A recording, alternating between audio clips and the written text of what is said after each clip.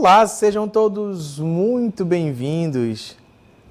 Eu sou o professor Artemison Montanho, do componente de História. É um prazer enorme estar aqui com vocês para a gente dar continuidade no processo de aprendizagem, falar sobre história e descobrir um pouco mais sobre essas questões que permeiam o passado do mundo como um todo. Até porque a gente não pode pensar que a história é isolada, que ela está presa em um determinado lugar e que não vai ter suas repercussões, né, em outras localidades também. Então a gente vai dar continuidade ao nosso processo de aprendizagem, entendendo como é que a história está relacionada, de outros lugares também, está relacionada ao nosso próprio passado e ao nosso presente também.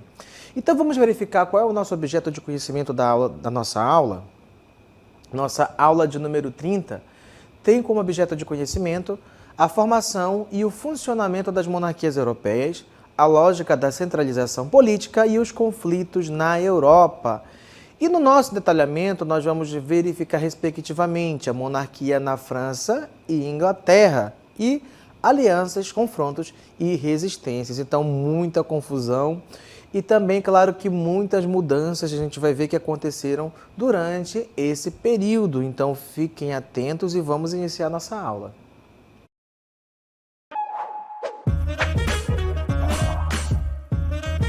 Então, vamos lá. Iniciar nossa aula de hoje falando sobre a questão da formação de duas monarquias, respectivamente, nós vamos ver a formação das monarquias inglesa e francesa, né? Vocês já tiveram em um momento anterior com a professora Shirley, numa outra aula, verificando um pouco sobre o surgimento de duas outras monarquias que foram quais? A de Portugal e a da Espanha também, né? Então esse é o momento da formação dos Estados Nacionais e do fortalecimento de diversas monarquias dentro da Europa principalmente, tá bom? Então essas monarquias ou o governo de uma só pessoa está relacionada àquela questão do conceito do absolutismo, está relacionada às questões das teorias que defendiam esse direito divino dos reis de governar, tá? Com aqueles pensadores que defendiam tais ideias como os que a gente já viu em um momento anterior, como Maquiavel, Jean Baudin, não é? E alguns outros mais. No entanto, agora nesse momento nós vamos ver de forma um pouco mais aproximada, sem ser dessa forma generalizada como a Europa, mas de alguns lugares específicos. Então nós vamos iniciar aqui falando um pouco sobre a monarquia na França e seu processo de formação. Então me acompanhe aqui no texto para você entendendo passo a passo como isso vai se desenrolar. Então aqui, formação da monarquia francesa no século o professor teve um problema aqui rapidinho. Século XII. Início da centralização política francesa, Filipe II da dinastia Capetingia. Quem era o Filipe II? Ele esteve envolvido em alguns outros conflitos por conta também de sucessão, tá bom? Então nós vamos ver aí, ó, a dinastia dos Capetos ainda, tá bom? Presente na França. E vai começar o processo, então, de formação dessa monarquia francesa a partir dessa dinastia. E o que é uma dinastia, professor? É um período de governo dominado por uma determinada família, tá bom? Então, uma família que se reveza no poder governando é uma dinastia. Quando uma outra família conquista o poder e substitui aquela anterior, então nós temos o fim de uma dinastia e o início de uma nova dinastia, ou seja, o governo realizado ali nas mãos de uma outra família, tá bom? Então isso é uma dinastia. O que mais vamos ter de informação nesse período, que além da dinastia Capetingia, que vai estar no início desse processo, vamos ver o que mais temos. Nós vamos ter também ainda o processo de formação de um grande exército sustentado pelos impostos cobrados ao longo do território nacional. Por que é importante a gente ressaltar essa questão da formação de um exército? Porque se nós estamos falando sobre o processo de formação de um território nacional, de uma monarquia que vai governar um determinado espaço geográfico, esse espaço tem que ter uma proteção militar que vai guardar as fronteiras, impedindo que outras dinastias, que outros povos cheguem, invadam e ocupem esse território. Bem como esse exército também vai servir, a gente vai ver em alguns outros momentos, não só para defender esse território da tomada de alguém, mas como também para o processo de expansão do território desse Estado Nacional que vai começar a anexar outras regiões para expandir os seus domínios. Além disso, vamos ter também na questão desse momento aí, ó, a expansão do absolutismo, ou a ascensão, ou seja, o crescimento do absolutismo na França, onde o principal nome que a gente vai ter aí é o cardeal Richelieu, onde ele vai endurecer o poder executivo e acentua a doutrina da origem divina do poder do rei, ou seja, o direito divino de governar, que foi pensado lá pelo Jean Baudin e que influenciou outras nações aí na França, vai continuar agora também prevalecendo como forma de pensamento de justificação do governo absolutista dentro dessas monarquias. É exemplo do que vemos aí na França. Na sequência temos uma imagem que mostra para a gente justamente ali, né, esse processo como vou colocar o termo, de cristalização dessa monarquia. E ali em amarelo, a gente tem o reino da França, né? Além de outros ali, ó, o domínio dos direitos do rei da França, o reino da França, reino da Inglaterra e domínios do rei da Inglaterra, né? Mas em amarelo especificamente ali temos o reino da França por onde ele se estendia. Você vê que esse território aí ele é recortado por outras dependências, não é? Mas por que é importante a gente ressaltar? Porque nesse momento aí nós não temos uma unidade ainda, não é? Porque essa monarquia está se formando, mas a partir do momento que essas monarquias se formam, elas terão uma tendência de trazer consigo também um processo de unificação do território sob o governo de uma única pessoa, de um único monarca. No entanto, esses processos de unificação não serão tão fáceis de acontecer. Leva-se anos e alguns conflitos também. Como, por exemplo, nós teremos na França, envolvendo a França, a questão da Guerra dos 30 Anos, que está ligada àquela questão também ali, né, de religião, a questão de sucessão. Então, nós temos aqui a Guerra dos 30 Anos, que acontece entre os anos de 1618 a 1648. E o que é essa Guerra dos 30 Anos, que vai durar esse período de realmente quase 30 anos aí? É o conjunto de conflitos de caráter político e religioso em vários países da Europa. Entre eles, claro, a França relacionada também a essa questão. Mas o que vai acontecer, o que vai motivar? Vamos ver o segundo ponto. A burguesia apoia os reis para libertar os burgos, ou seja, as cidades medievais, do domínio feudal. Como assim, professor? Qual é o interesse dessa burguesia em não estar mais ligada àquela questão dos feudos? É porque se a figura dos reis está ressurgindo através desse fortalecimento e formação dessas monarquias nacionais, quer dizer então que anteriormente, né, que aquele poder que ficava centralizado nas mãos dos senhores feudais vai deixar de existir. Porque antes, durante o processo de ruralização do Ocidente e início da Idade Média, houve um movimento inverso por conta das invasões bárbaras e a população fugindo para os interiores, indo para a zona rural. As cidades, tanto faz se eram de grande movimentação de mercadorias, se eram portos ou se eram as cidades onde ficavam os castelos dos governantes, dos reis, elas foram abandonadas. E com isso, o poder que antes habitava nas mãos dos reis vai passar a residir nas mãos dos senhores feudais de forma fragmentada e não mais unificada. Agora, durante esse período onde nós estamos vendo a ascensão dessas monarquias absolutistas, o movimento, mais uma vez, vai se inverter, onde aquele poder que era esfacelado ali, dividido nas mãos dos senhores feudais, agora vai ter a tendência de ser unificado novamente apenas nas mãos de um único governante, que são as realezas que estão surgindo nesses novos estados nacionais. E a burguesia, claro, que queria se aproveitar disso, porque ela pagava duros impostos que eram cobrados quando exerciam o seu papel de comerciante, principalmente durante esse período, saindo de um feudo para outro para negociar. Além de que os pesos e medidas de ouro ou de mercadorias variavam de um feudo para outro. Então, o preço de pedágios, valor de mercadoria, quanto se ganha, quanto se paga, variava. E era muito interessante nesse momento essa burguesia apoiar o fortalecimento dessas monarquias. Por quê? porque isso garantiria para eles que uma vez que o rei conseguisse ascender, que essas monarquias nacionais estivessem de fato estabelecidas, haveria, como eu disse para vocês, o processo de unificação territorial, tornando possível a existência também de uma moeda única e de uma única forma de cobrança de impostos, o que tornaria bem mais fácil para essa burguesia comercial andar para lá e para cá, realizando seus negócios. Então, eles tinham muito a lucrar em apoiar, tá bom, a figura dos reis e, claro, ganhar a sua liberdade em relação aos senhores feudais. E o resultado disso, nós vamos ter, então, a formação dos estados nacionais, ou seja, essas monarquias absolutistas, então, de fato, aí, conquistando o seu devido espaço. Ok? Vamos continuando, então.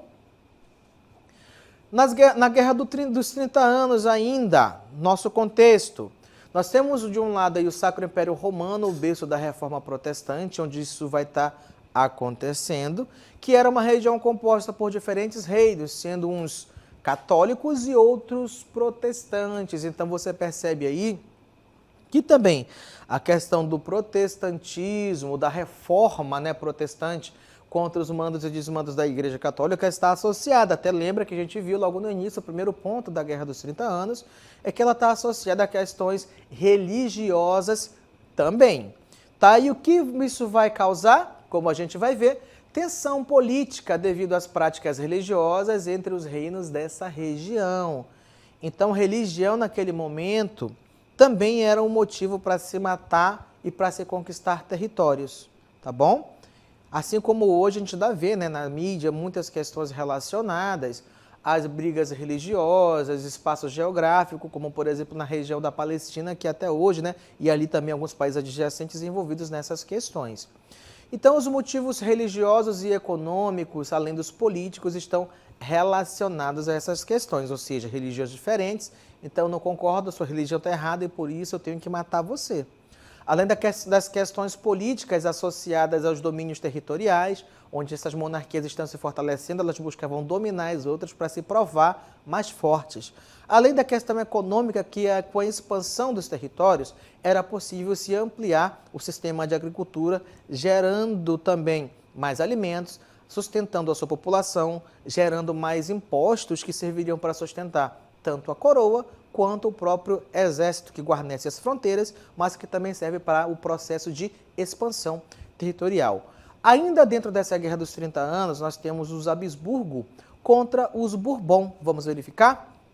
Então, os Habsburgos eram a dinastia germânica interessada em combater o protestantismo no Sacro Império. Por que que nós vamos ter, então, uma dinastia germânica interessada nisso? Lembra que quando nós falamos em uma dinastia germânica, nós estamos falando dos chamados povos bárbaros, como foram chamados, os povos que não eram romanos, que não comiam com talher, que não tinham a mesma etiqueta, que não falavam a mesma língua, que tinham valores e culturas diferentes dos romanos e foram chamados de bárbaros. Mas, com o processo de formação do período feudal, nós vamos ter uma mesclagem de cultura, tá bom?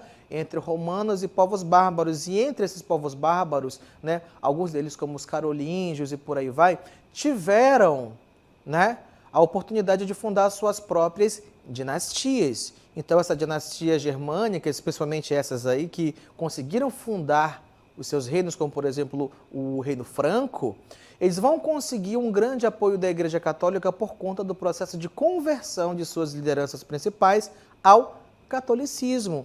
Então eles tinham essa forte ligação com a Igreja Católica, que ela apoiou o surgimento desses estados germânicos, agora esses reinos germânicos, a partir do processo de conversão, deixando de ser bárbaro, deixando de ser pagão, e agora um cristão católico ligado à Igreja. Então para eles era bem interessante manter o poder do reino, quanto também da própria Igreja Católica, que era a sua fiel e mais forte apoiadora, ok? Então por isso se queria impedir que os protestantes ganhassem mais espaço dentro da Europa.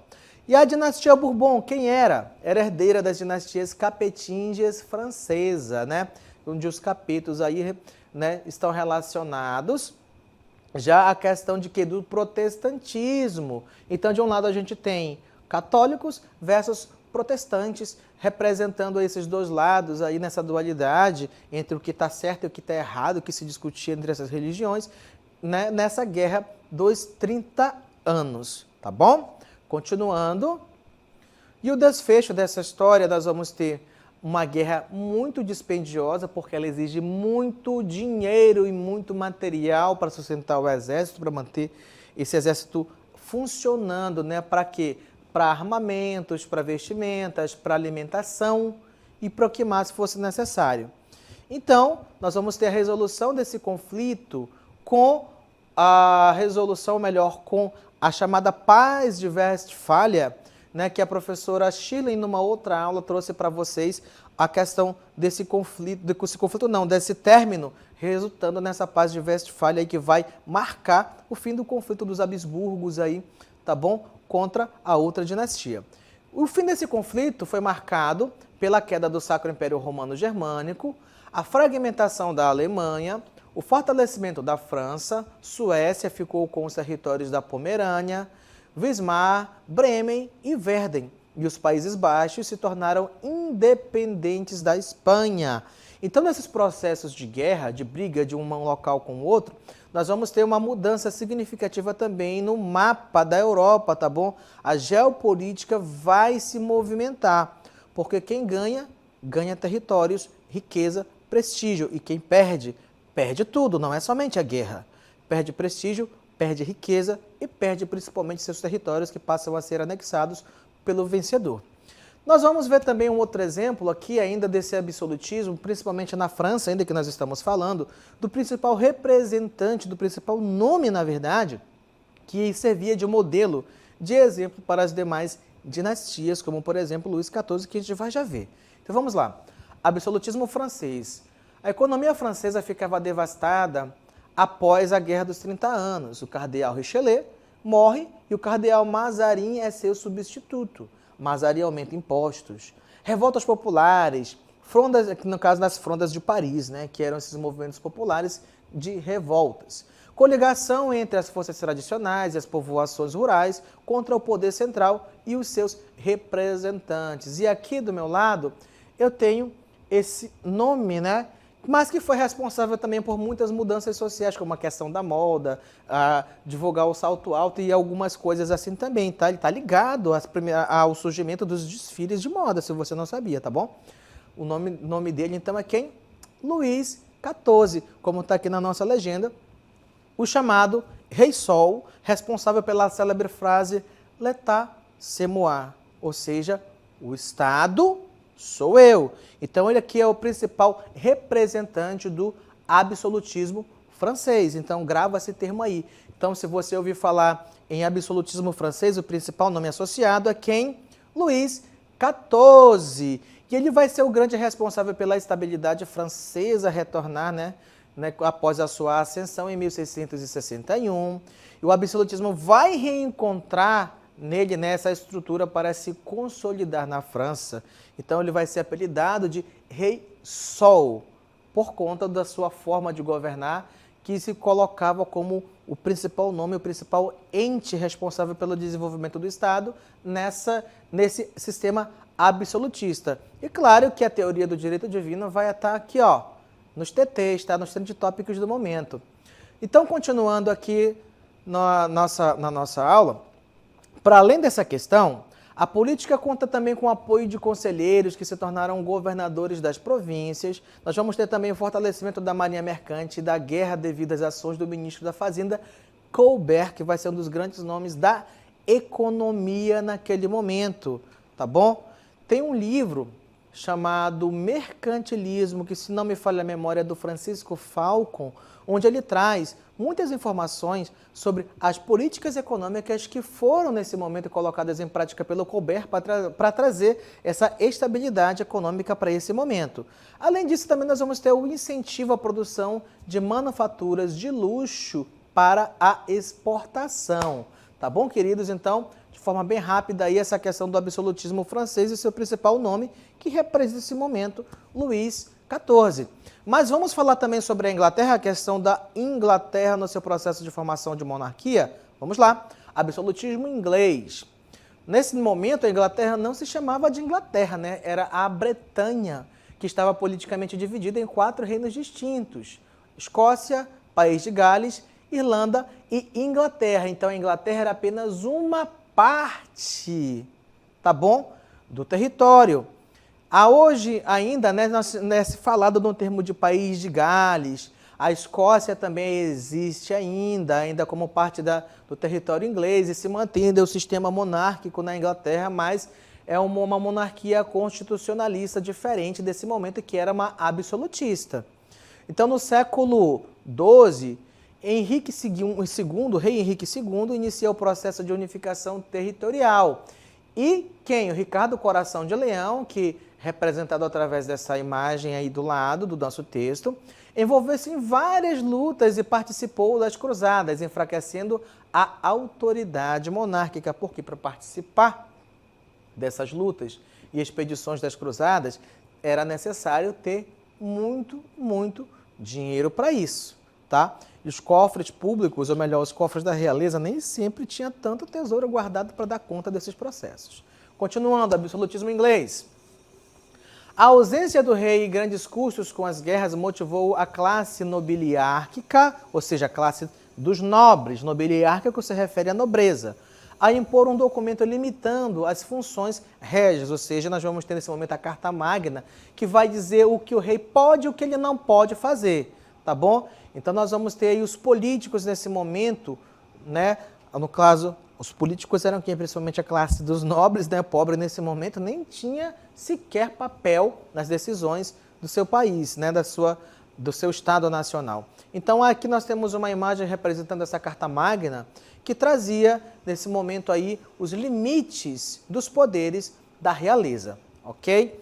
E o que vai acontecer nesse momento? Então o rei do momento, que era o João Sem Terra, foi chamado dessa forma em 1215, ele foi obrigado a assinar a Carta Magna, que impedia o rei de criar novos impostos ou alterar leis sem a aprovação do Grande Conselho, um órgão formado por integrantes da nobreza e do clero. Lembrando que clero e nobreza sempre estavam ligados também por relações de sangue, porque quem fazia parte nesse momento do clero, de modo quase que generalizado, né, como depois começou a se abrir para pessoas de mais baixa classe, como diziam, né, que não nobres, a fazer parte do clero, né? Mas nesse momento, o médio clero, o alto clero, eram pessoas que vinham de onde? Da nobreza. Por quê? Porque nesse momento, o direito de sucessão, para herdar os bens dos pais, geralmente estavam ligados ao direito de primogenitura. Então, segundos e terceiros filhos, muitas vezes, não herdavam nada. Então, eles tinham que se tornar ou cavaleiros ou entrar para o clero, ir para a igreja. Entendeu? Então, haviam essas relações consanguíneas entre clero e nobreza, tá bom? E no absolutismo inglês, vamos ver mais algumas características então. O Grande Conselho impediu a formação de um governo tipicamente absolutista na Inglaterra, ou seja, nós vamos ter então essa Carta Magna servindo como esse anteparo para proteger também a população de certa forma do autoritarismo, do absolutismo. Nós vamos ter revoltas camponesas no século XIV, enfraquecendo as autoridades locais também por conta da insatisfação dos impostos que eram cobrados, fome e miséria que o povo passava. E com isso, o prestígio e a autoridade da monarquia britânica advém de suas sucessivas vitórias obtidas contra os franceses durante a chamada Guerra dos 100 Anos, que a gente vai ver agora essa Guerra dos 100 Anos, tá bom? Então, qual era a grande bronca envolvendo França e Inglaterra nessa Guerra de 100 Anos? A sucessão de batalhas entre França e Inglaterra durante o processo de formação das monarquias nacionais europeias foi motivada pelo quê? Pela disputa do trono francês, que ficou vago após a morte de Carlos IV em 1328. Então, os ingleses queriam assumir o território e ter acesso à região de Flandres, região próspera economicamente. Mas você pode me perguntar, professor, o que tem a ver o cara morrer lá num país e o outro país querer assumir o trono de repente de uma outra? A questão é, nesse momento, a realeza só casava com realeza. Então, os príncipes de um país casavam com as princesas de outro. Então, as realezas de estados nacionais diferentes Você já imagina que eles tinham também relações de sangue, eram primos, irmãos, tios, sobrinhos, netos, e com isso um se sentia no direito de, tem uma vaga ali, não tem rei, então eu como parente mais próximo, vou reclamar o trono para mim. Era mais ou menos essa ideia que funcionava nesse momento. Temos uma próxima imagem aqui para trazer para vocês, onde nós temos aqui, ó, colagem de pinturas representando a Batalha da Guerra dos 100 Anos, no sentido horário, do canto superior à esquerda, La Rochelle, Agincourt, Patay, Orleans e Blomax. Ou seja, algumas das cenas que vão retratar um pouco dos conflitos que existiram durante essa chamada Guerra dos 100 Anos, onde o rei inglês Eduardo III, que era neto do monarca francês Filipe o Belo, usou seu grau de parentesco como justificativa para anexar os reinos da Inglaterra ao da França. Está vendo, então, aquela questão do parentesco, da consanguinidade, da realeza de um lugar para outro? Então, nós vamos ver rapidamente um pouco sobre as fases dessa Guerra dos 100 Anos. Me acompanha aqui na tela para você não perder. Então, vamos lá. O primeiro período, que vai de 1337 a 1364, onde nós vamos ter a vitória da Inglaterra e uma assinatura de um período de paz, de um tratado de paz, nós vamos ter aí, ó, o êxito da Inglaterra no combate contra a França, e isso vai fazer com que os ingleses ocupassem parte do litoral norte francês. Além disso, também o Eduardo III teve apoio financeiro de Flandres e da Bretanha, que estavam em território francês. O que mais? Então, diante dessas derrotas, o Carlos V negociou um tratado de paz com o rei Eduardo III em 1364, reconhecendo o domínio inglês em boa parte das terras francesas. E em troca disso, os ingleses se comprometeram a não mais requisitar o trono da França. Tá bom? O segundo período ali, que vai de 1364 a 1380, o que a gente vai ter de importante para citar nesse momento? Vamos verificar aí, ó. Presta atenção. Então, o Carlos V, vamos lá? O Carlos V descumpre o acordo de paz que tinha assinado anteriormente com a Inglaterra e reinicia o conflito. E nós vamos ter nesse momento a vitória da França, tá? Então o Bertrand, tá? O Bertrand du Guesclin, se não me engano, se não me falha a memória, é um nome estrangeiro, né? Minha língua ficou um pouco enrolada para falar agora. Unificou as tropas e usou o sistema de guerrilhas para derrotar os ingleses, tá bom? E o terceiro período, de 1380 até 1422, nós vamos ter, por exemplo, também aqui, guerras bem intensas e internas em disputa pelo trono. A Inglaterra, por sua vez, né, nós vamos ter revoltas civis e o rei Ricardo II entra em confronto com os nobres. A nobreza apoia e subsidia o Henrique V para o trono inglês. Então, as disputas pelo trono continuam acontecendo ainda, né, agora de forma mais interna. E na França, nós vamos ter a revolta de Borgonha, onde nós vamos ter a morte do Carlos V e a divisão dos nobres, né, entre os Orleans e os Borgonha em duas facções diferentes. Ainda em 1420, né, nós vamos ter então o Tratado de Troyes, no qual a França reconheceu o domínio inglês sobre o norte e que forçava o rei Carlos VI a deserdar do trono o seu filho Delfim Carlos VII. Então, muita briga por conta do trono. Ainda no último período, no quarto e último período de 1422 a 1453, nós vamos ter a famosa e emblemática Joana d'Arc participando, né, dessa questão toda, que era uma camponesa visionária, mas que supostamente foi acusada de bruxaria porque ela ouvia a voz divina. Para ela era a voz divina, mas quem era contra ela, os inimigos dela, diziam que na verdade era a voz do demônio, por isso ela foi queimada em fogueira como bruxa, né? Nós vamos ter também a reação francesa contra os ingleses nesse momento, ainda propiciando mais guerra, e a França vai aproveitar-se do conflito interno inglês, na chamada Guerra das Duas Rosas, para retomar seu território que foi ocupado pelos ingleses anteriormente. A Joana d'Arc, em 1430, então, é presa e entregue para os franceses, e ela vai ser julgada pelo Tribunal da Santa Inquisição e condenada à morte em 1431, tá bom? Claro que é muita informação para pouco tempo, mas a gente tem que correr mais um pouco para finalizar, tá bom? Então vamos lá, continuando. Nós temos na sequência aqui para vocês mais algumas informações. Então vamos ver mais algumas informações ainda sobre esse período, sobre o desfecho dessa guerra, não é? Então nós vamos ter o martírio da guerreira camponesa, motivou os soldados franceses a se manterem na luta contra os ingleses. Então a morte dela serviu como uma forma de trazer mais ânimo no combate para quem? Para os franceses. E a Batalha de Calais, nós também vamos ter nesse momento, ou Calais, os franceses conquistaram a cidade de Bordeaux. E a última, sobre o domínio inglês, dando fim à Guerra dos 100 Anos. E a Inglaterra praticamente abandonou a guerra contra a França para solucionar as disputas internas provocadas pela Guerra das chamadas Duas Rosas. Ainda, a Inglaterra desiste de dominar a parte continental da Europa, a França fortalece o sentimento patriótico e consolidação da monarquia nacional absolutista na França. E nós temos aqui um pequeno vídeo para trazer para vocês sobre a questão do absolutismo inglês. Olá, eu sou o professor Ian e vim falar sobre o período da Guerra das Duas Rosas. Bom, a Inglaterra vinha da Guerra dos 100 Anos, então a Inglaterra estava numa profunda crise e essa crise deu espaço para um outro conflito dentro da Inglaterra. Esse conflito contestava o rei. Então você tem duas famílias que vão entrar em conflito pelo trono da Inglaterra. De um lado, os Lancaster, do outro, os York. Bom, esse período de briga entre famílias vai durar 30 anos. Esse período ele só vai acabar, esse período da Guerra das Duas Rosas, ele só vai acabar com o advento do Henrique Tudor, com a ascensão do Henrique Tudor ao poder. O Henrique Tudor vai estagnar esse período de conflito interno na Inglaterra quando ele se casa com a Elizabeth York. E assim entra num período de tranquilidade. Afinal de contas, as famílias Lancaster e York entraram em conjunção com o casamento entre Henrique Tudor e Elizabeth York.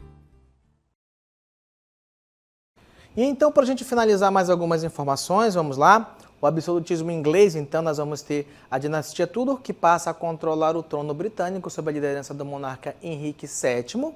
E o Estado britânico se fortaleceu pautando sua hegemonia, principalmente no fortalecimento de suas atividades mercantis. E nos governos de Henrique VIII e Elizabeth I, o Estado Nacional Britânico alcançou seu auge, afirmando o absolutismo na Inglaterra. Queridos, obrigado a todos pela atenção nesse Corre-Corre e essa foi a nossa aula de hoje.